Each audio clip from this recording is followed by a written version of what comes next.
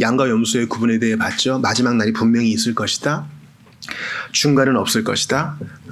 이 세상은 예수를 믿는 자와 안 믿는 자, 의인과 악인의 구분이 있을 뿐입니다. 빛과 어두움의 중간이 없는 것처럼 말이죠. 자녀이면 자녀이고 아니면 아닌 것입니다. 결혼을 해서 배우자이면 배우자이고 아닌 것은 또 아닌 것입니다. 이 세상에는 중간이 아닌 것이 분명히 많은데 많은 사람들은 중간을 찾습니다. 영적인 면에 그런 일은 없어요. 그러므로 태도를 분명히 해야 됩니다. 예수를 믿는가 안 믿는가. 동시에 주님은 작은 일에 복을 주신다 그래요. 못하는 일 한 거 가지고 복 주신다 그러지 않고요. 작은 일, 냉수 한 그릇 주고 밥 한 그릇 사주는 거, 여기에 복을 주신다 그래요. 마땅히 해야 될 것에 주님이 복을 주시고, 우리가 너무나 작은 일이어서 나도 까먹고 있었던 것을 주님은 기억하셔서 복 주신다 그래요. 마지막으로 주님은 이 작은 자 중, 내 형제 중 작은 자에게 행한 것을 내게 한 것으로 간주한다 그러셨어요. 우리 예수님은 변장하시고 작은 자로 오십니다. 변장한 모습으로 누추한 자로 오십니다. 그러므로 우리가 정신을 차려서 변장하고 오시는 예수님을 잘 알아볼 수 있게 해야 되겠습니다. 오늘은 여호수아 11장을 통해서 여호와께서 그리하게 하신 것 20절 말씀을 중심으로 여러분과 은혜를 나누고 성찬 받기를 원합니다. 주보 일면을 한번 보시겠습니까? 우리가 지난 시간에 지지난 시간이죠. 아이성을 공격하고 또 기브온 족속이 배반한 것으로 여겨서 가나안 연합군이 남부 지역을 중심으로 공격해 왔을 때 하나님께서 기적을 베푸셨죠. 우박을 내리시고 태양을 멈추게 하심으로 여호수아와 이스라엘 군들이 가나안 연합군들을 다 물리쳤습니다. 그게 이제 남부 지역에서 주보 일면에 보는 그 사해 왼쪽 지역에서 벌어진 일입니다. 이제 북부만 정벌하면은 전쟁이 끝납니다. 오늘 본문은 바로 그 북부 정벌을 얘기하는 것입니다. 위에 보니까 흐리지만 갈릴리 호수가 있고요. 거기 하솔과 마돈, 게데스와 시돈, 오늘 본문에 나오는 지역이 나와 있습니다. 이러한 전투를 행할 때 우리가 기억해야 될 것은 먼저 6절 말씀입니다. 여호와께서 여호수아에게 이르시되, 같이 봅니다. 시작. 그들로 말미암아 두려워하지 말라. 내일 이맘때에 내가 그들을 이스라엘 앞에 넘겨주어 몰살시키리니 너는 그들의 말 뒷발에 힘줄을 끊고 그들의 병거를 불사르라 하시니라. 여호수아는 많은 전투를 이겼지만 하나님의 격려와 인정과 결제가 필요했어요. 왜냐하면 바로 그 윗줄 보세요. 얼마나 많이 왔는지 메론 물가에 모인 자들이 4절에 뭐라고 기록드렸습니까? 백성이 많아 수많은 뭐와 같고요? 모래와 같다. 그렇게 많은 연합군들이 몰려온 거예요. 아직까지 여호수아는 열세입니다. 수적으로요. 그러니까 두렵죠. 그러니까 여러분 상담을 요청하시는 분들 중에 그런 분들이 있어요. 정욕이 너무 저를 심하게 얽매입니다. 뭘 하고 싶은 유혹이 저한테 너무 세서 저는 이길 수가 없어요. 저는 어떻게 할 수가 없습니다. 이 가나안 연합군처럼 우리를 그렇게 공격해 합니다. 원수가 그래요. 두려움이란 놈도 그렇죠. 너무 무서워. 예수 이름 한번 불러보지도 못하고 그냥 백기 들고 싶은 거예요.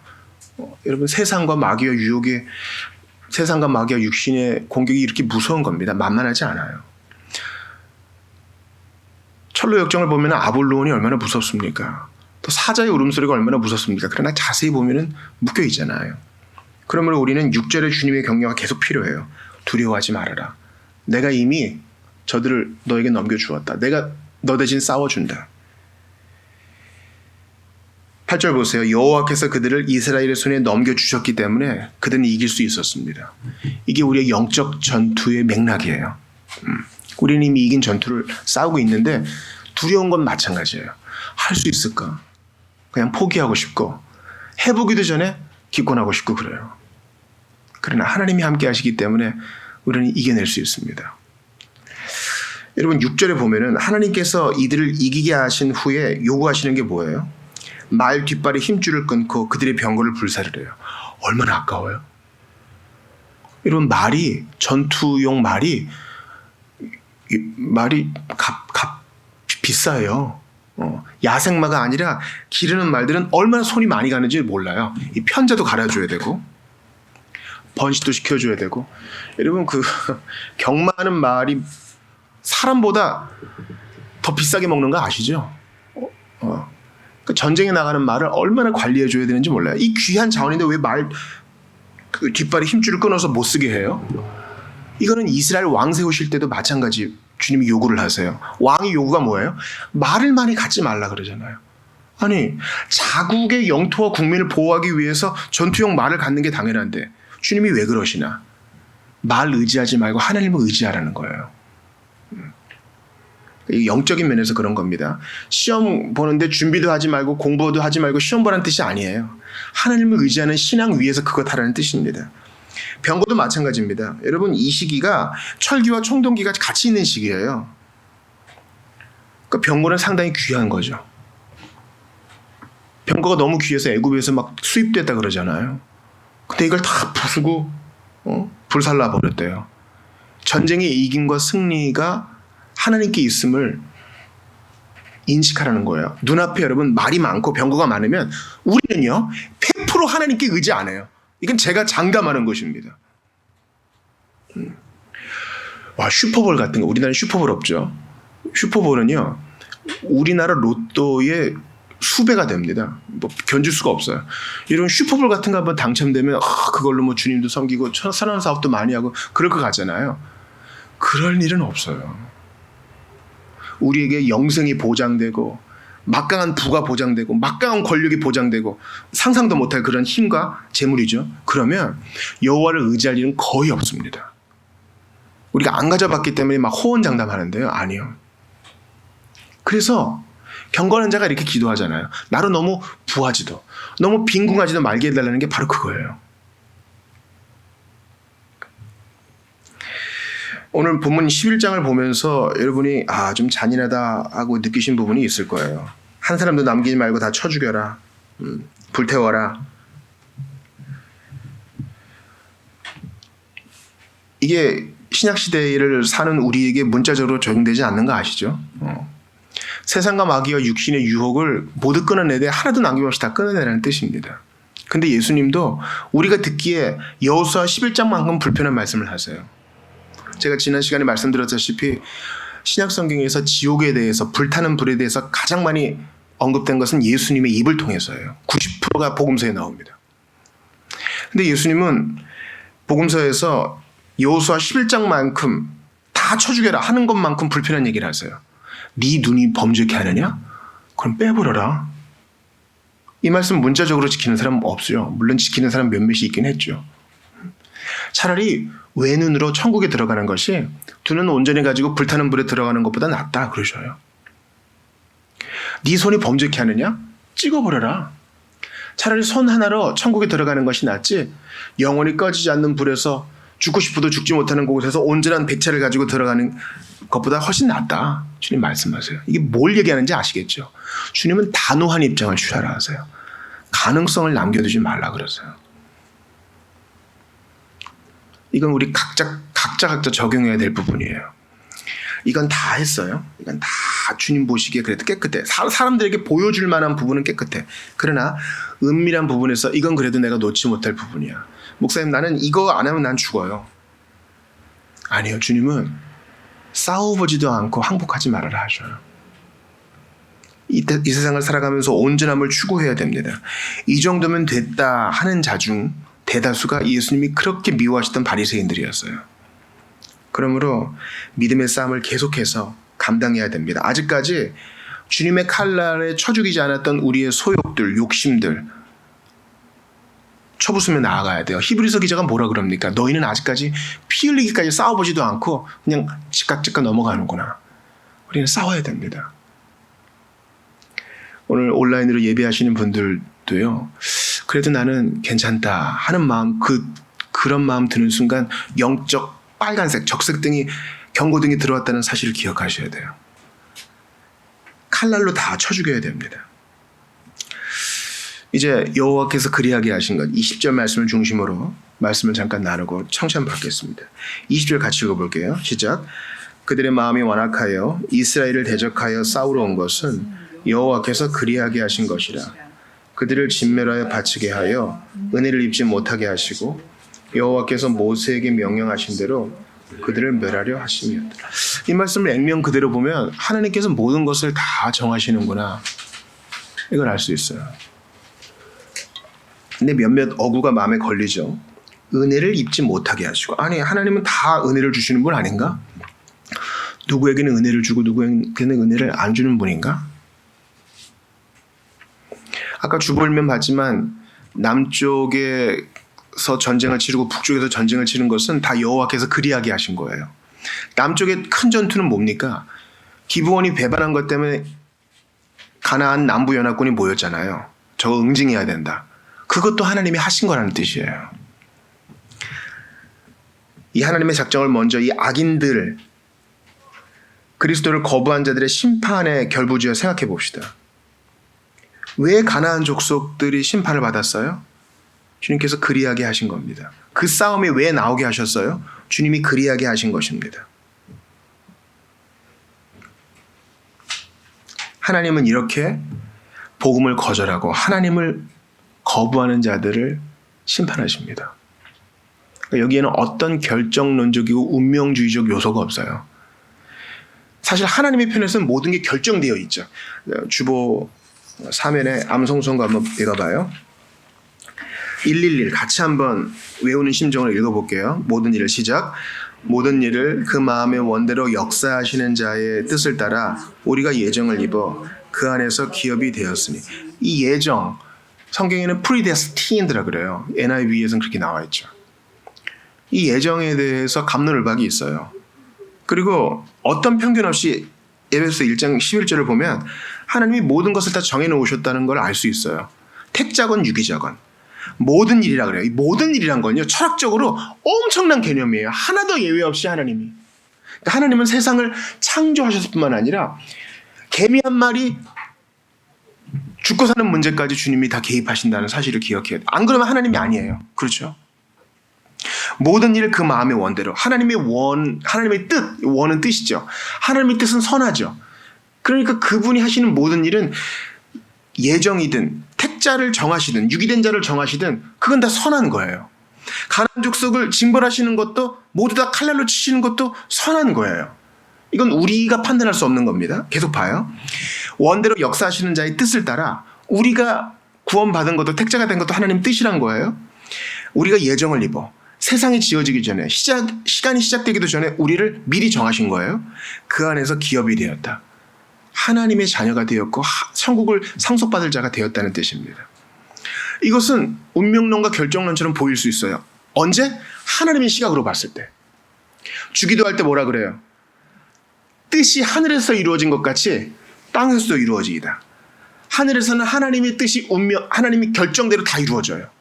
근데 이 땅에서는 우리가 그걸 몰라요. 이해가 됐어요? 하늘에서는 하나님의 뜻이 당신의 결정대로 하나 빈틈없이 이루어져요. 그러나 이 땅에서는 우리가 그걸 모른다는 사실에 방점이 있어요. 우리가 뭔데 하나님을 다 이해해요? 사랑하는 여러분, 우리는 지금 하나님의 신비를 다루고 있어요. 하나님의 신비와 기적은 초자연적인 것입니다. 그것은 비이성적인 것이 아니고 반이성적인 것이 아닙니다. 우리가 이해하지 못하는 걸 가지고 말도 안 된다고 생각할 권리는 없어요.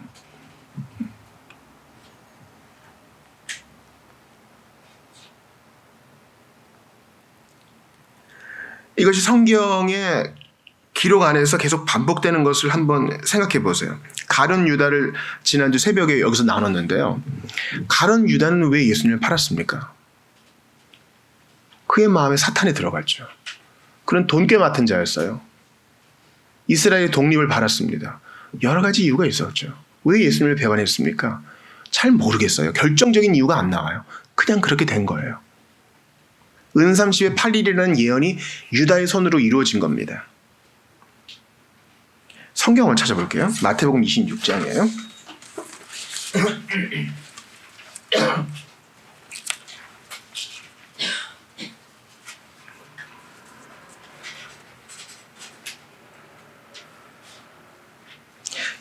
마태복음 26장 24절 한번 같이 읽어보겠습니다. 자, 악인에 대해서 하나님이 그리하게 하신 것이라를 우리가 지금 보고 있어요. 자, 온라인으로 예배하시는 분 마태복음 26장 24절 같이 읽어봐요. 시작.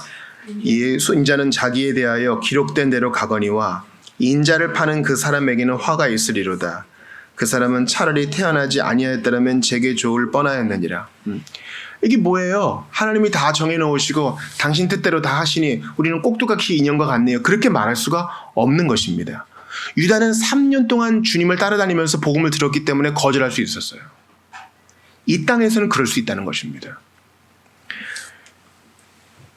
하나님이 하늘에서 정한 뜻이 반드시 이루어지지만 이 땅에서는 우리가 하나님이 우리를 로봇처럼 나의 뜻에 반하여 마음대로 조작하셨다 이렇게 얘기할 수 없는 것이에요.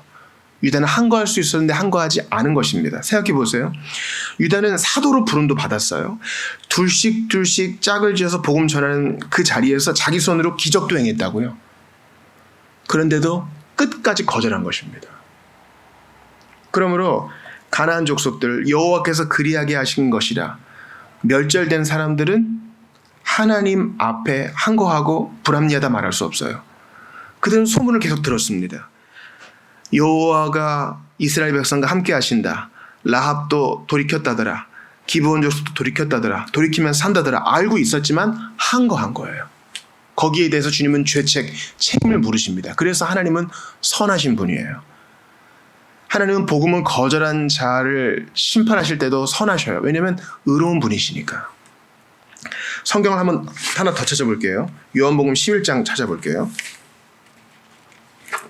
11장 49절부터 52절입니다.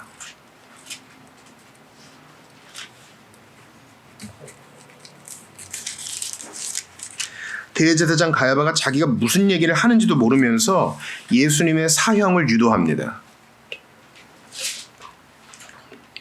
요한복음 11장 49에서 52절이에요. 시작. 그 중에 한 사람 그 해의 대제사장인 가야바가 그들에게 말하되 너희가 아무것도 알지 못하는도다. 한 사람이 백성을 위하여 죽어서 온 민족이 망하지 않게 되는 것이 너희에게 유익한 줄을 생각하지 아니하는도다 하였으니 이 말은 스스로 함이 아니요 그 해의 대제사장이므로 예수께서 그 민족을 위하시고 그 민족만 위할 뿐 아니라 흩어진 하나님의 자녀를 모아 하나가 되게 하기 위하여 죽으실 것을 미리 말함이러라. 가야바는 몰라요. 자기가 하나님의 뜻을 지금 대언하고 있다는 것도 몰라요. 지금 뜻대로 되어지고 있어요. 그러나 가야바는 죄책이 있습니다. 왜냐하면 무고한 자를 무고한 방법으로 사형 언도를 내렸기 때문에 그렇습니다. 자, 하나님의 뜻은 이루어지죠. 한 사람이 모든 사람을 위하여 죽임 당하야 된다는 뜻은 이루어지죠. 그러나 가야바는 그것을 알고 있었음에도 거부할 수 있었음에도 하지 않았기 때문에 죄책이 있는 것입니다. 성경을 한 번 더 찾아볼게요. 로마서 1장입니다. 요한복음 사도행전 다음에 있습니다. 로마서 1장 21에서 22절입니다.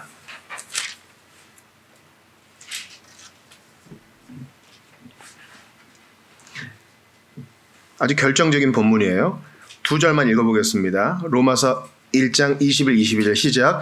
하나님을 알되 하나님을 영화롭게도 아니하며 감사하지도 아니하고 오히려 그 생각이 허망하여지며 미련한 마음이 어두워졌나니 스스로 지혜 있다 하나 어리석게 돼요. 아멘. 여기서 방점이 어디 있어요? 하나님을 알되 증거가 있어요. 근데 끝까지 거부하는 거예요. 여러분 예수를 안 믿는 건요 지성의 영역이 아니라고 몇 번을 말씀을 드렸죠. 증거가 없어 안 믿는 게 아닙니다. 마음이 안 땡겨서 안 믿는 것도 아닙니다. 안 믿고자 하는 고집이에요.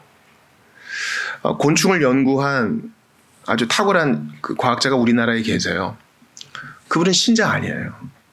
근데 아내가 예수를 믿어요. 그래서 단 한 주도 빠짐없이 교회에 간다 그럽니다. 왜냐하면 정직하게 과학을 한 입장에서 신의 존재를 거부할 명분이 없는 거예요.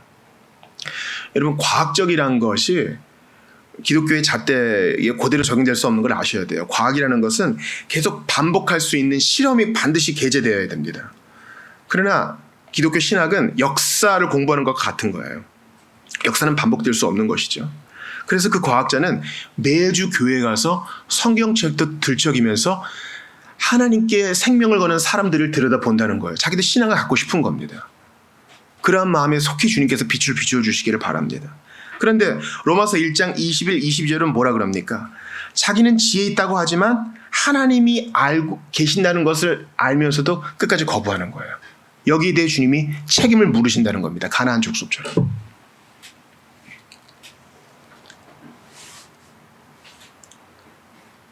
그러나 끝까지 거부하는 자들은 어떻게 됩니까? 출애굽기 4장에 나온 바로의 예가 바로 그것이죠. 하나님이 기회를 주시고 하나님을 알게도 하시고 하나님의 사람들을 보내기도 하시고 변제된 예수님을 통해서 하나님의 사람들을 통해서 복음을 듣게 하시는데도 끝까지 거부하면 어떻게 됩니까? 출애굽기 4장에 내가 그의 마음을 완악하게 한즉. 여러분 따라해 보세요. 내는 여호와고요. 그는 바로예요. 내가 그의 마음을 완악하게 한즉. 내가 그의 마음을 완악하게 한즉. 출애굽기 4장부터 14장에 걸쳐서 여호와께서 바로의 마음을 완악하게 했다는 것과 바로가 스스로 마음을 강팍하게 했다는 말이 계속 반복돼서 나와요. 이 말은 뭡니까? 계속 마음을 완악하게 하면 여호와께서 그의 마음을 그리하게 내버려 두신다는 거예요. 이해가 되시죠? 그게 하늘의 뜻이 이 땅에서 이루어지는 방식이에요. 계속 복음을 거절하면 하나님께서 내버려 두시고 유익해 하시고 마침내 복음의 은혜에서 멀어지게 하시는 겁니다. 가나안 족속들은 핑계댈 수 없어요. 정보가 있었거든요. 들었거든요. 라합처럼 들었거든요. 근데도 거부했으니 주님께서 그리하게 하신 것입니다. 멸망당하게 하신 것입니다. 지옥에 떨어진 모든 사람은 핑계댈 수 없어요.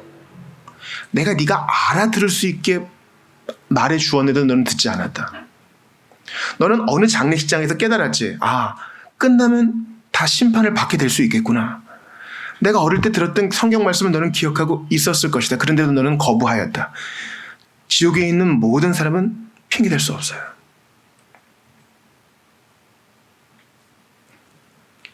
하나님의 주권적 통치가 바로의 책임을 면제해 주지 않습니다. 그도 다른 모든 죄인과 마찬가지로 하나님께 순종하기를 거부한 데 대해서 전적으로 책임을 져야 되는 것입니다.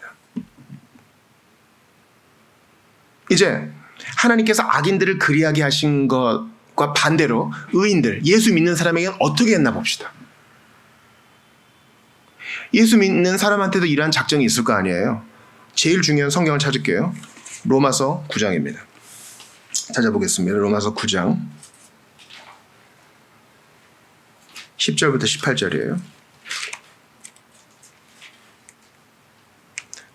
너무 중요한 성경이기 때문에 우리 합독하겠습니다. 9장 10절부터 18절 또박또박 읽어보겠습니다.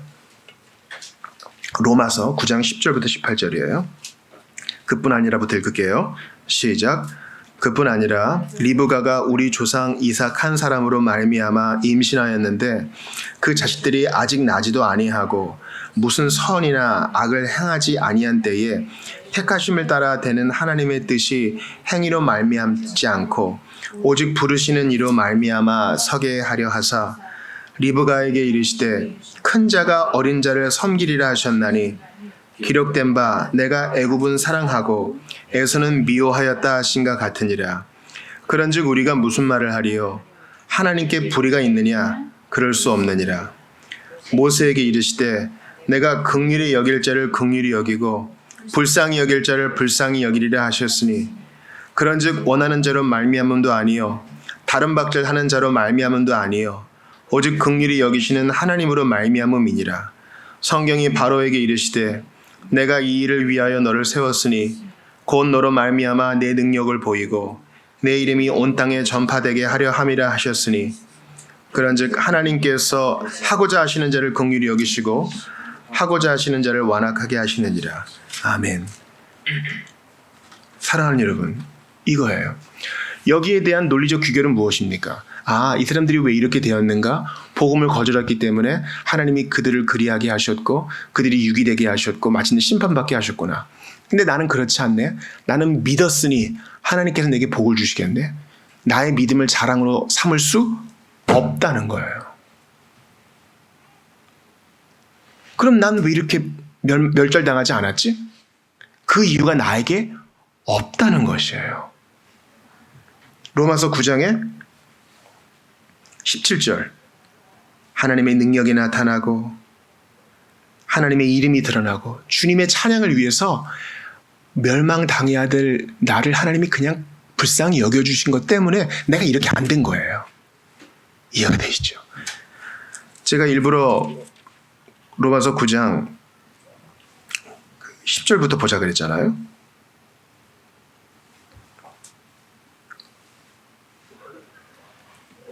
어떤 도덕적 선택과 능력 때문에 우리가 구원받은 게 아니에요. 그 자식들이 아직 나지도 아니하고, 지금 야곱과 에서 말하는 거예요. 야곱은 사랑하고 에서는 미워했다, 이 말은 하나님이 야곱만 선택했다 이런 뜻이에요. 그게 그들의 손에 있지 아니해요. 야곱이 에서보다 좀 나아서 그런 거 아니죠. 이것은 신비임으로 제가 이것을 설명할 좋은 단어와 어구를 적절하게 파악할 수 없을 정도예요. 택하심을 따라다니는 하나님의 뜻이지 행위로 말미암는 게 아니에요. 이걸 나에게 한번 생각해 보세요. 나는 왜 가나안 족속처럼 안 됐지? 난 모르겠어요. 이게 정확한 우리의 반응이에요. 진짜 신자는 그렇게 말해야 돼요. 그래도 우리 집이 3대에 걸쳐 예수를 믿었고, 우리 부모님이 좋은 신앙을 물려주셨고, 내가 어렸을 때부터 그래도 좀 반듯한 사람이라고 인정을 받았고. 아니에요.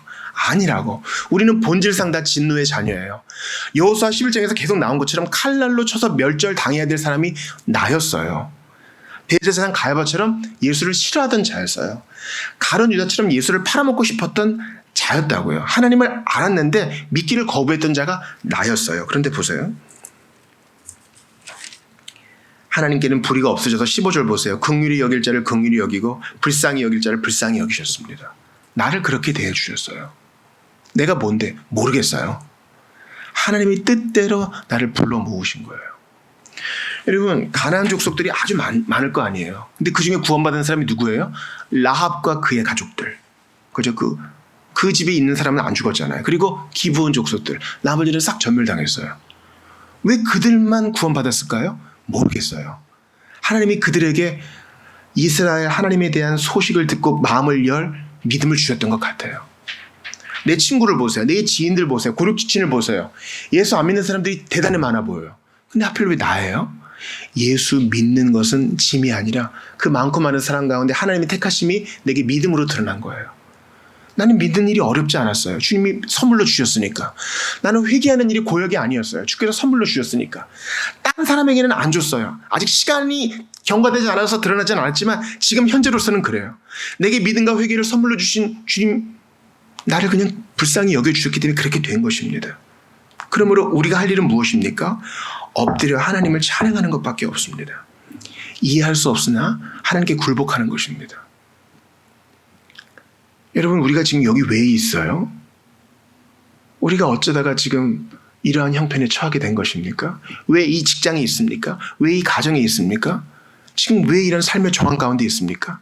하나님의 뜻이 있어요. 그리고 우리를 계속 불쌍히 여기시며 주님을 의지하라 말씀하십니다. 그러므로 지금도 완강하게 고집하는 자들을 위해 기도합시다. 마음이 둔하여지고 하나님의 심판에 이르기 전에 속히 돌이키도록. 라합도 돌이켰고 기브온 족속도 돌이켰으니 이들도 돌이킬 수 있습니다. 내 친구, 고륙지친, 복음을 거부하는 자 불쌍히 여겨달라고 기도합시다. 아울러 기도합시다. 하나님께서 나를 그리하게 멸망당하는 자로 내버려두지 않으시고 긍휼히 여겨주셨습니다. 나를 불쌍히 여겨주셔서 나는 그대로 못 둬. 불쌍히 여겨주셔서 내게 믿음과 회개를 선물로 주셨습니다. 사랑하는 여러분, 그러함으로 나 같은 것을 택하여 주시고 창사전에 불러주신 주님은 선하신 분이십니다. 내 스스로는 택하심의 이유를 찾을 수 없으나 예수 그리스도의 핏부림을 받은 것은 그분의 주권적인 사랑과 의지 때문입니다. 그러므로 우리가 세심하게 순종해야 될 이유가 여기 있어요. 많고 많은 사람 가운데 나를 택하여 주시고 나를 불러주시고 내가 주님의 마음을 수십 번 더 수만 번 더 아프게 했지만 나를 포기하지 않으시고 이 손 놓지 않으시는 주님 까닭에 그 택하심의 은혜 까닭에 내가 오늘도 버티고 서 있는 것입니다. 여호수아 보세요. 너는 분명히 이기게 될 것이야 했지만 스트레스를 감내해야 됩니다. 인내와 견딤으로 나가야 됩니다. 적은 군사로 나아가는 용기를 발해야만 됩니다. 마찬가지로 택하심 받은 우리가 세상을 살아갑니다. 하나님이 다 알아서 하시겠지. 아니요. 우리는 근실히 살아가야 됩니다. 때로는 밤을 새야 됩니다. 수고를 감당해야 됩니다. 그래도 당당해요. 주님이 내 편이시고 나를 택하여 주셨으니 모든 것 합력하여 선을 이루실 것을 믿기 때문입니다. 이 프로세스를 기억하세요. 우리를 택하신 주님, 나는 그 이유를 알 수 없으나 주님은 끝까지 그 손 놓지 않으시고 우리를 멸망당하지 않고 하나님의 나라에서 유업을 상속받을 자로 끝까지 인도하실 것입니다. 그러므로 내 스스로에 대해 실망할지라도 나를 택하신 주님이 나를 버리지 않으시니 나를 멸망의 자리에서 건져내셔서 하나님의 나라를 상속받는 자로 지금도 나를 부르시고 인도하고 계시니 뒤로 물러가지 않고 은혜를 붙드는 우리 모두가 되기를 바랍니다. 우리 한번 같이 기도하고 성찬을 받도록 하겠습니다.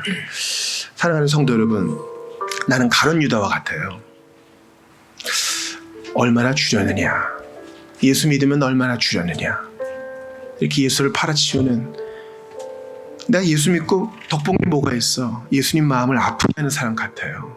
그런데도 주님은 택하심의 은혜를 저버리지 않으시고 말씀으로 은혜를 주시고 깨닫게 하셔요.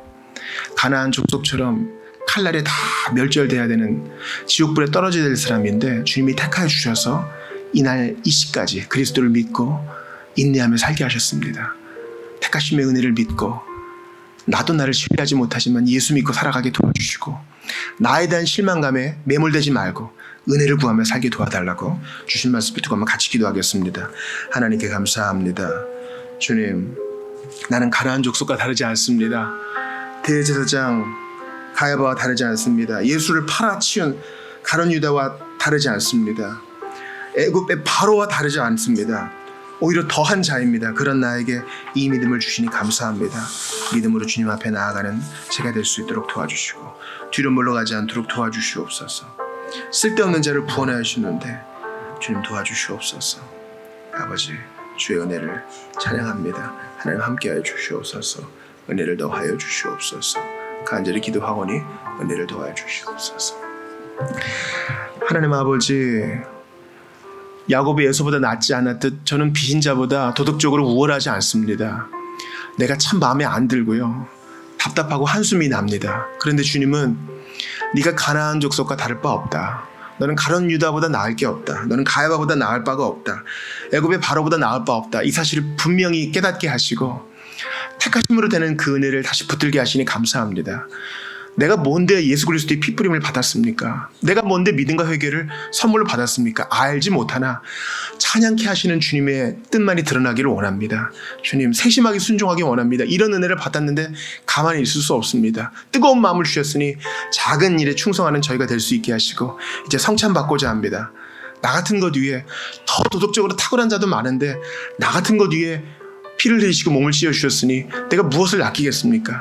살아가는 날 동안 더욱더 주님께 충성하는 우리 모두 될 수 있도록 도와주시옵소서. 그리고 아직 때가 이르지 않아서인지 모르지만 복음을 거절하는 자, 포기하지 않고 계속 기도하며 권면하는 우리 모두가 되기를 원합니다. 끝까지 포기하지 않고 주의 은혜를 붙들며 기도하고 앞으로 나아가는 저희들 되게 도와주시옵소서. 주 예수님 이름으로 기도드리옵나이다. 아멘.